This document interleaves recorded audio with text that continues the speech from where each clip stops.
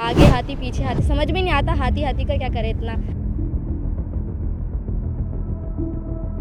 कुछ लोग बच्चे साइकिल में आते हैं, कुछ अकेले, तो इस वजह से झुंड नहीं बना पाते, वरना झुंड में आते हम लोग। घर से निकलने से पहले ही हमें डर जाता है कि हाथी और शेर है, तो हमें ये डर रहता है कि हम रामनगर जाएं या ना जाएं। रामनगर कॉर्बेट नेशनल पार्क की सीमा से लगे ढेला रेंज के जंगलों में इस बीच हाथियों और बाघ का आतंक इतना बढ़ गया है कि राजकीय इंटर कॉलेज ढेला में पढ़ने वाले पटरानी के बच्चों को वन विभाग कर्मियों की सुरक्षा में स्कूल लाया जा रहा है, या फिर बच्चों को झुंड में आने या ज्यादा खतरा होने पर न आने की सलाह दी जा रही है।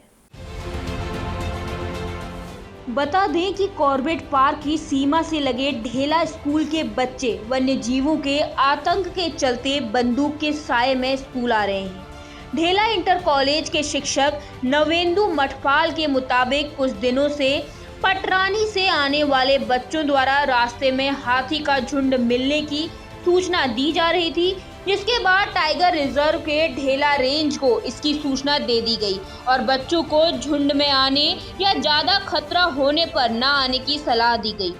बच्चों ने सूचित किया कि हाथी के एक बड़े झुंड ने पुनः उनका रास्ता रोका और एक बाघिन भी रास्ते में छोटे बच्चों के साथ देखी जा रही है।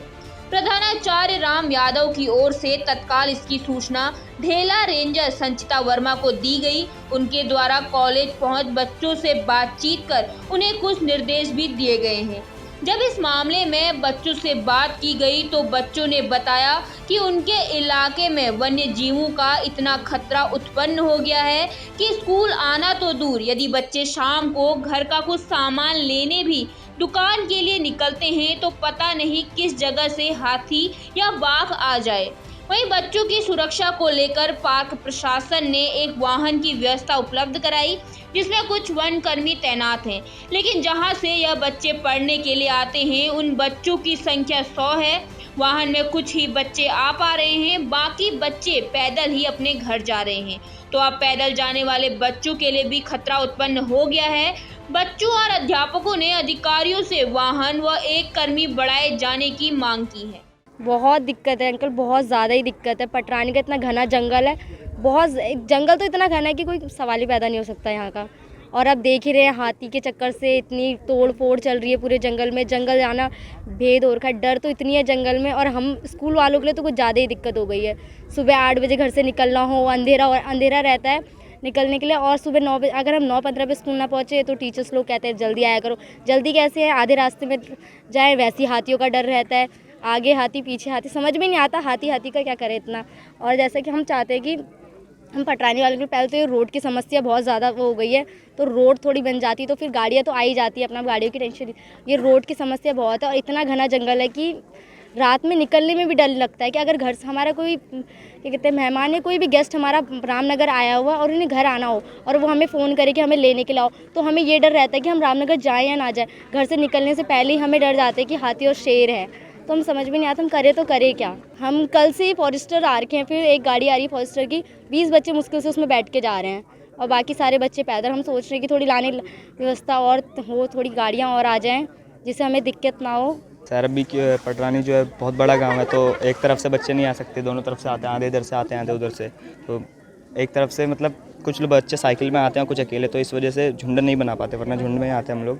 तो अभी कल हम लोग आ रहे थे तो अचानक से ऐसे हाथी सामने आ गया था। हम लोगों ने दूर से मतलब आवाज़ तो सुनी थी, हमें लगा दूर होगा, और वो अचानक सामने आ गया था।